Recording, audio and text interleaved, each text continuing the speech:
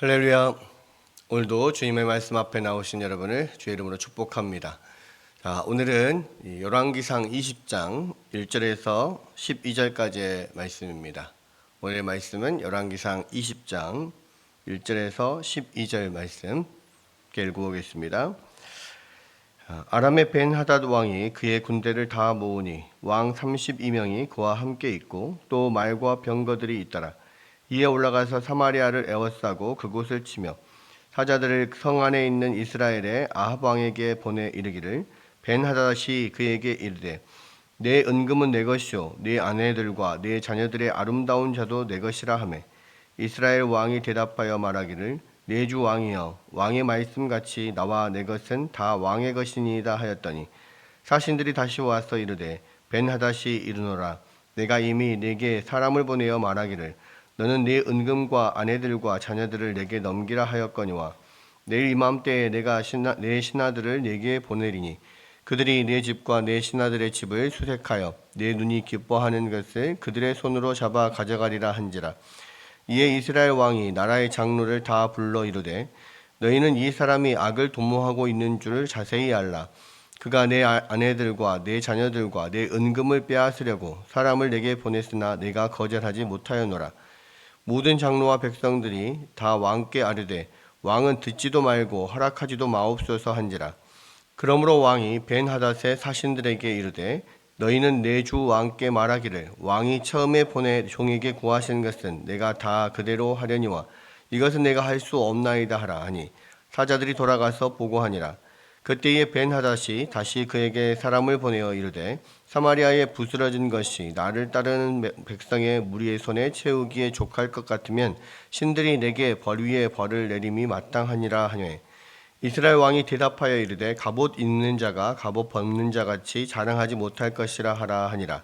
그때에 벤하닷이 왕들과 장막에서 마시다가 이 말들을 듣고 그의 신하들에게 이르되 너희는 진영을 치라 하매 곧 성읍을 향하여 진영을 치니라. 아멘. 오늘 열왕기상 20장 말씀에는 이 아람 왕 벤하닷과 아합 왕과의 전쟁이 이제 다뤄지고 있는데요. 이제 열왕기상이 20장, 21장, 22장 이렇게 세 장이 남았습니다. 물론 이 열왕기는 열왕기상하로 지금 나눠져 있지만 원래는 하나의 성경이죠. 그것을 양이 너무 많다 보니까 두루마리 두 개로 나눠서 기록을 했습니다. 그래서 그것을 이제 상하로 나눴을 뿐이지 사실은 열왕기 전체가 다 하나의 성경입니다. 뭐 그렇다 하더라도 이 열왕기상 마지막 부분 20장, 21장, 22장에 이 아합 왕에 대해서 이제 쭉 이야기가 나오거든요. 네, 20장에는 이 아합 왕이 해야 할 일을 하지 않은 죄에 대한 이야기가 나오고, 그다음에 21장에서는 하지 말아야 되는데 한 죄가 나오고요. 그다음에 마지막 22장에서는 끝까지 고집을 부리다가 결국 아합 왕이 죽게 되는 이야기가 나옵니다. 아합 왕이 북이스라엘에서 가장 악한 왕으로 그렇게 이제 성경에서 이야기를 하고 있는데 실제로 그 성품이라든지 뭐 이런 뭐 그런 모든 것들이 뭐 아주 포악하고 마치 무슨 연산군처럼 막 그런 막 폭정을 휘두르는 그런 왕은 아닙니다.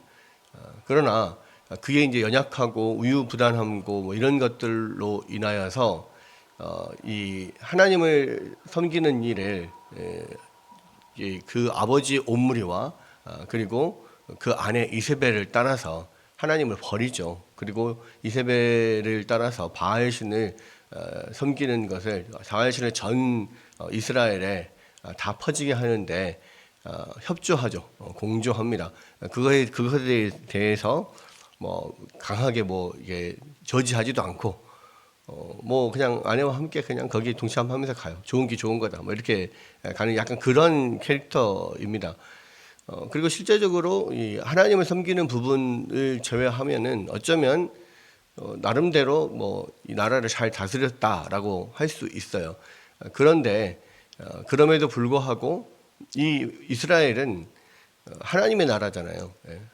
이스라엘 백성들을 하나님께서 가나안 땅에 데려와서 그곳에 심으신 이유는 하나님이 다스리는 신정 국가를 만들기 위해서 그리고 모든 이방 백성들이 그 이스라엘을 통하여서 하나님이 누구인지를 보도록 하기 위해서 그렇게 세우신 국가잖아요. 그런데 그 왕이 하나님을 버리고 다른 신을 바알 신을 아세라를 섬기고 그것을 온 땅에 퍼지게 만들고 심지어 그 선지자들을 다 잡아 죽이고 뭐 이런 일에 왕권이 사용이 되는 거잖아요. 그렇기 때문에 지금 아합은 가장 악한 왕이다 이렇게 평가를 받고 있습니다.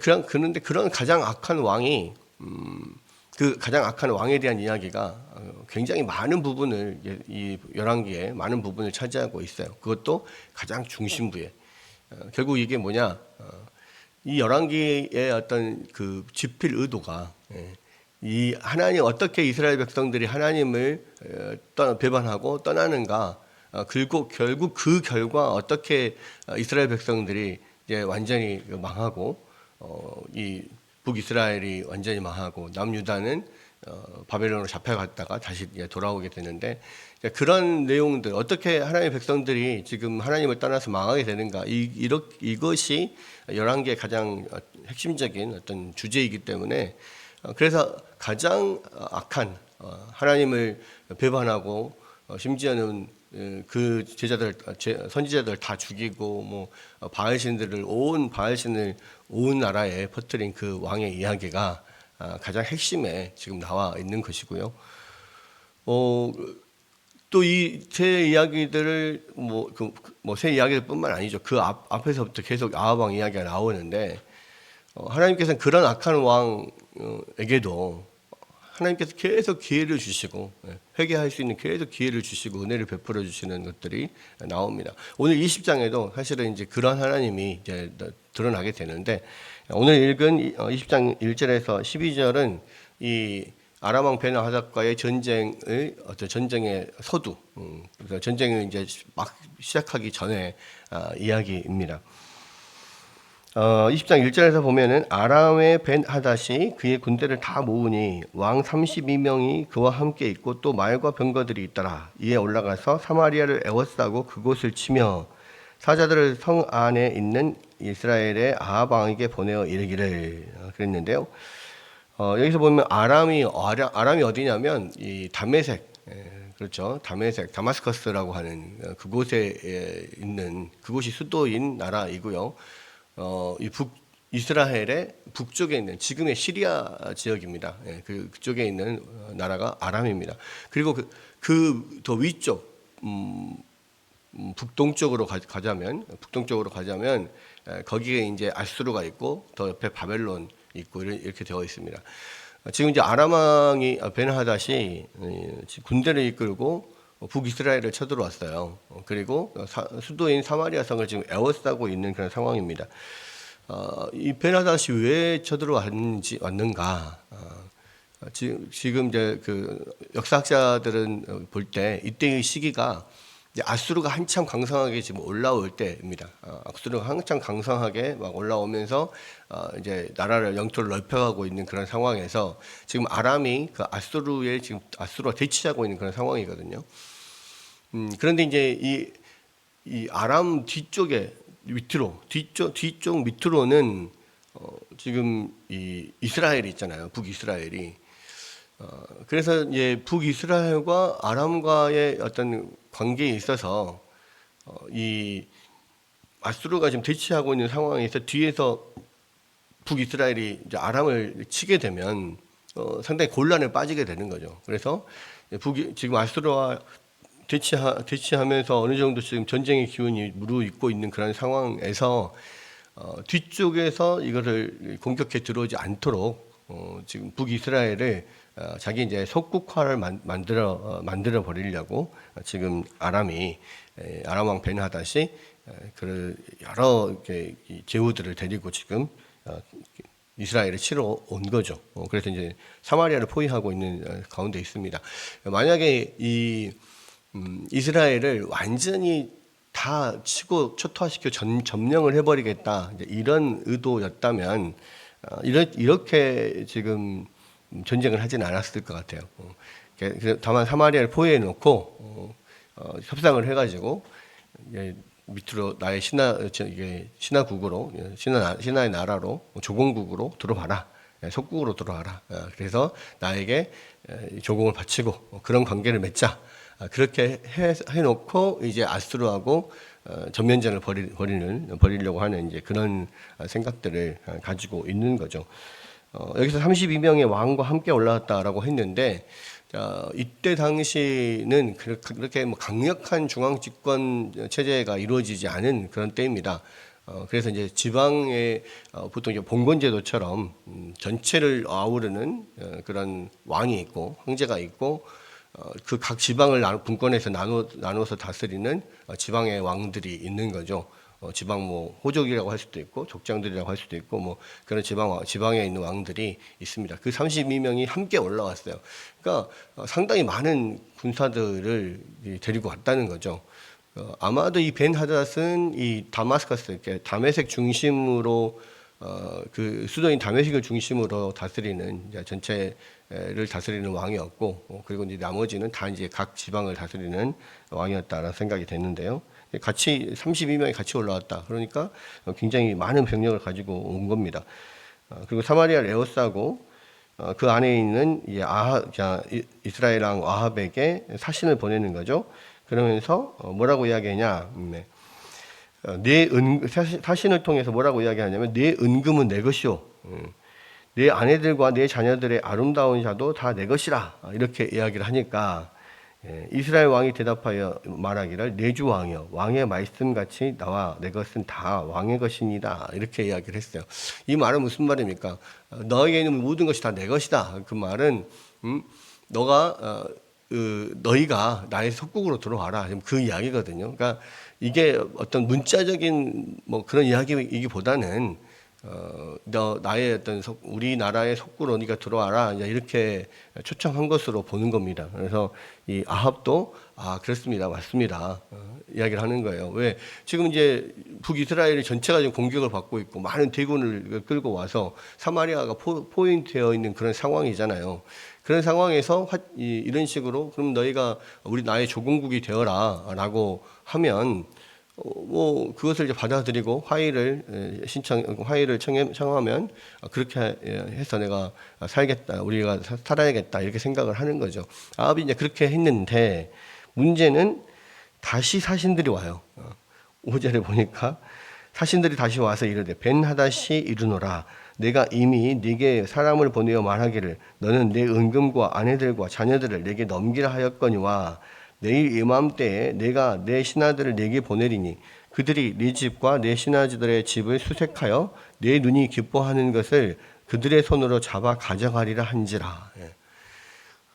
다시 사신이 왔는데 진짜로 내일 이맘때에 신하들을 보내가지고 좋은 것들은 너의 뭐 처자식을 막론하고 신하들의 집을 막론하고 다 가지고 올 테니까 기다려라, 문 열고 기다려라, 이렇게 이야기를 하는 거예요.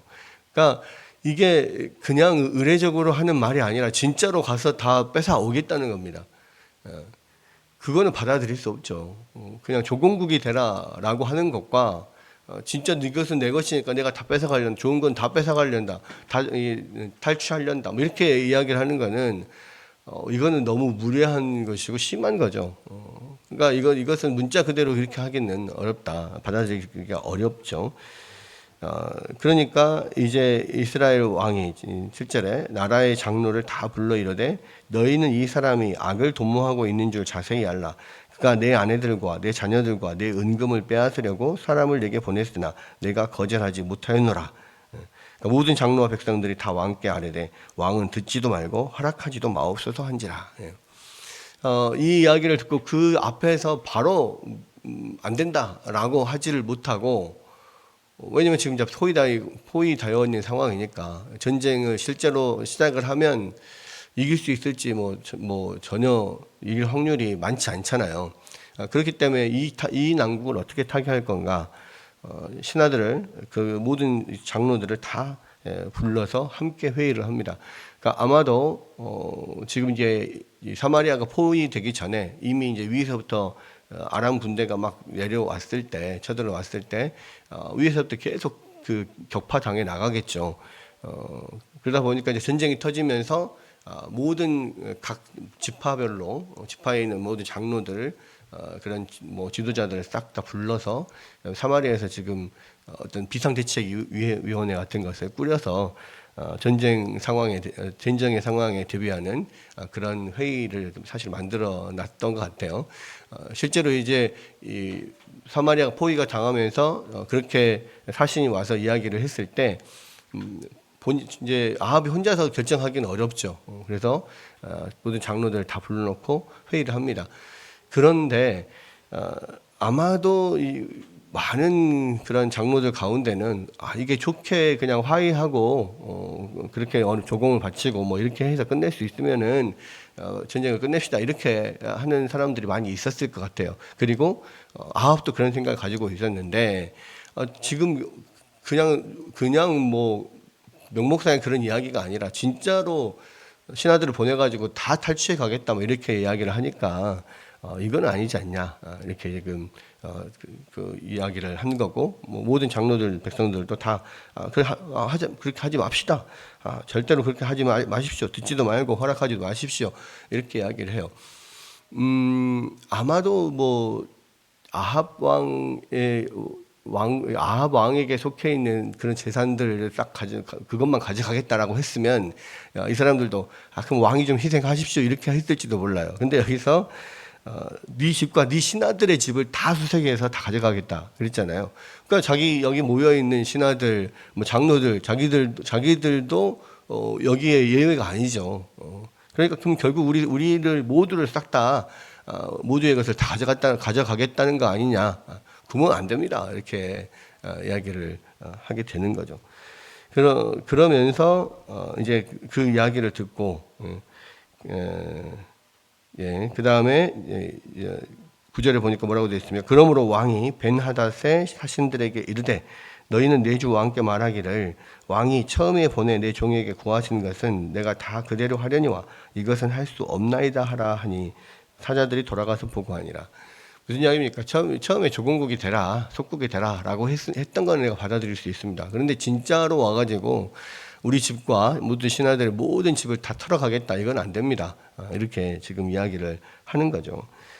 그러니까 10절에 보면 그때에 벤하닷이 다시 그에게 사람을 보내어 이르되 사마리아에 부스러진 것이 나를 따르는 백성의 무리의 손에 채우기에 족할 것 같으면 신들이 내게 벌 위에 벌을 내림이 마땅하니라 하며 말이 좀 어렵죠. 무슨 이야기인가? 사마리아에 부스러진 것이 그러니까 사마리아 부스러진 거다라고 하는 것은 뭐냐면 이 사마리아가 불타가지고 다 완전 그 티끌이 되고 완전 먼지가 되는 다 이게 완전히 사마리아가 그냥 파괴가 돼가지고 먼지가 된 것을 자기가 따르는 신하들 자기가 따르는 그 군대의 손에 한 줌씩 쥐어서 가져가도 다 그것을 싹 다 그 자기들의 어떤 군사들의 손에 다 주어줄 수 없을 만큼 우리는 그렇게 수가 많고 너희는 금방 완전히 무너져 버릴 거다. 뭐 그렇게 협박을 한 거죠. 그렇게 해서 싹 다 무너뜨리고 그냥 그 먼지 그 남아 있는 먼지까지도 병사들의 손에 한 줌씩 다 쥐어가지고 다 가져가 버릴 거다. 완전히 흔적도 없이 그냥 사마리아를 없애버릴 거다. 그런 이야기입니다. 그러니까 이스라엘 왕이 대답하여 이르되 갑옷 입는 자가 갑옷 벗는 자 같이 자랑하지 못할 것이다 하라 하니라 합니다. 이 말이 무슨 말입니까? 갑옷 입는 것은 이제 전쟁을 시작하는 거예요. 갑옷 벗는 것은 전쟁을 끝내는 겁니다. 그러니까 마치 이제 막 전쟁을 시작하는 사람이 마치 갑옷 벗는 사람처럼 전쟁 다 끝난 것처럼 그렇게 말하고 있네, 웃기고 있네, 뭐 이렇게 지금 이야기를 하는 거예요. 그러니까 12절에 그때에 벤하닷이 왕들과 장막에서 마시다가 이 말을 듣고 그의 신하들에게 이르되 너희는 진영을 치라 하매 곧 성읍을 향하여 진영을 치니라. 지금 그 벤하닷과 그 32명의 왕들이 함께 모여가지고 그냥 먹고 마시고 그리고 술 마시고 있어요. 이게 전쟁 상황에 사실 이게 말이 됩니까? 지휘자들이 또 왕들이 다 모여가지고 지금 이 사마리아 성을 적들을 앞에 놓고 그냥 술 취해서 잔치를 벌이고 술을 먹고 있다. 이게 뭡니까? 이미 이 사람들 마음에는 북이스라엘을 이미 다 끝냈다라고 생각하는 거예요. 그리고 얘네들이 어떤 속국이 되라고 하는 그 조건에 대해서 거부할 수 없을 거다, 이런 생각을 합니다. 그러니까 뭐 이 전쟁터인데도 그냥 왕들이랑 같이 술 먹고 그러고 있는 거예요. 지금 이제 이 이스라엘에게 너무 무리한 요구를 하게 되면서 결국 뭐 이 쥐도 고양이가 궁지로 물면은 고양이를 문다라고 하는 것처럼 물 거라고 생각을 전혀 생각도 하지도 않았나 봐요. 그리고 그렇게 나온다고 할지라도 뭐 별거 되겠 별일이나 있겠냐 방심하고 있는 거죠. 이런 상태에서 이제 전쟁이 벌어집니다. 사실은 이 아합 왕의 입장에서 지금 모든 북이스라엘이 초토화되고 있고 지금 사마리아도 그렇게 포위가 되어 있는 상태에서 전쟁에서 이길이라고는 생각하기가 참 어려워요. 뭐 병력 차이도 있고 지금 이제 뭐 할 수 있는 것은 어쨌든 사마리아 성 안에서 수성전을 벌일 수밖에 없죠. 공격에 들어오면 그것을 어떻게든 막아내는 뭐 이런 정도를 사마리아 이 성 자체에 의지해서 지금 할 수밖에 없는 그런 상황인데 뭐 베나다시 하는 요구가 사실은 이게 되게 받아들일 수 없는 그런 요구니까 어떻게든 이제 끝까지 버텨보겠다. 버텨보다 보면 어떤 방법이 생기지 않을까. 뭐 이런 마음으로 지금 전쟁을 하게 되는 거죠. 사실 이제 이런 것들을 보면서 우리가 느끼는 것은 뭐냐면 이 아합에게는 하나님께서 계속 이 엘리야를 통해서도 누가 이 참 하나님이냐, 누가 참 신이냐 이렇게 보여줬잖아요. 근데도 돌아가질 않습니다. 돌아서질 않고 또 이런 전쟁 상황 같은 경우도 결국은 하나님께서 이 일을 만드시고 지금 아합을 궁지로 몰아놓고 있는 거잖아요. 돌아오도록 하나님께 다시 돌아오고 하나님을 의지하도록 하나님을 찾도록 그렇게 지금 환경을 만들어 가는데도 불구하고요. 아합은 하나님은 전혀 생각하지도 않습니다. 아무것도 지금 생각하지 않아요. 그냥 어떻게든 자기 안에서 자기들끼리 인간적인 어떤 방법으로 생각으로 어떻게든 그 상황을 모면해 보려고 결국 그렇게 노력을 하고 있는 것을 보게 돼요.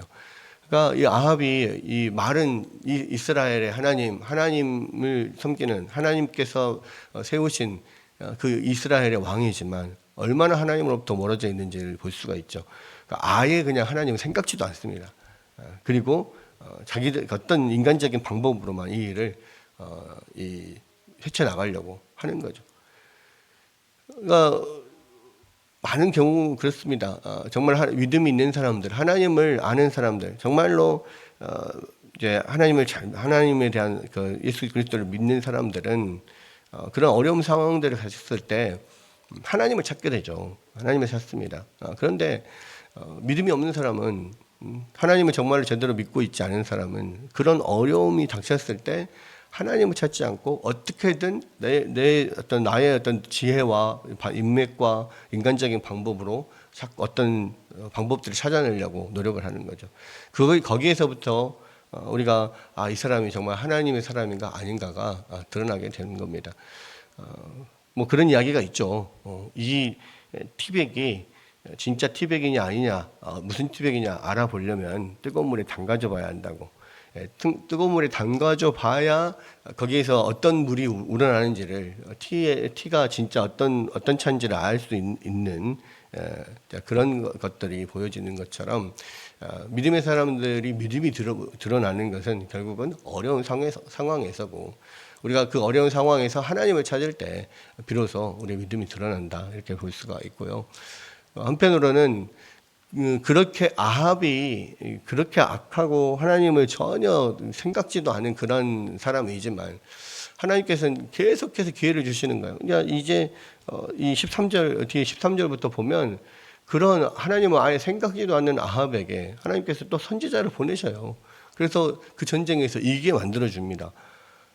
참 정말 하나님이 이렇게까지 아합에게 기회를 주는데 그럼에도 불구하고 하나님은 아합은 하나님을 붙들지가 않고 하나님 앞에 온전히 돌아오질 않아요. 참 안타까운 일이죠. 여러분, 우리에게 하나님은 계속해서 은혜를 베푸시고 기회를 주십니다. 그러나 그 기회가요, 영원하게 계속되진 않아요. 그래서 하나님이 정말 그 기회를 주실 때 그 기회를 붙잡고 또 하나님을 온전히 의지하고 회개하고 주님 앞에 돌아오는 이것이 우리에게 가장 중요한 일인 것 같습니다.